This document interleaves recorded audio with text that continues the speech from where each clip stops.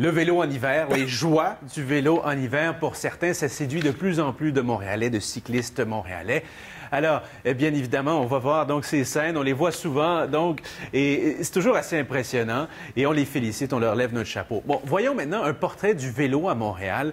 Montréal qui est bien coté, comme on va le voir sur cette prochaine carte, qui est inspirée d'un index qui se fait à toutes les années, un classement qui est effectué par une firme danoise, avec des critères très, très sérieux. On classe les villes pour, si on veut, souligner l'effort déployé par les autorités publiques pour faire la promotion du vélo en général. Et Montréal, dans tout ce palmarès-là, est au 11e rang, quand même. C'est la première, donc, en Amérique du Nord.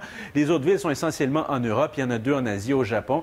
Mais Montréal est donc devant Paris, devant Barcelone, devant Hambourg, ce qui est quand même pas mal. Amsterdam et Copenhague sont les deux premières villes au monde. Voilà pour ce palmarès. Poursuivons justement avec Montréal, les voies cyclables. On voit ici les voies cyclables à Montréal en ce moment, c'est 600 km. Mais à ça s'ajoute le Bixi depuis 2009, ce qui rend ça intéressant. Toronto, c'est pas 112, mais 400 plutôt. Il faudrait corriger. Et 400, c'est les chiffres de donc 2011.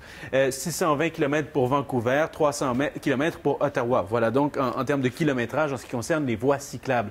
Et on va poursuivre maintenant avec ce réseau blanc. Ce sont toutes les pistes cyclables à Montréal déneigées durant l'hiver.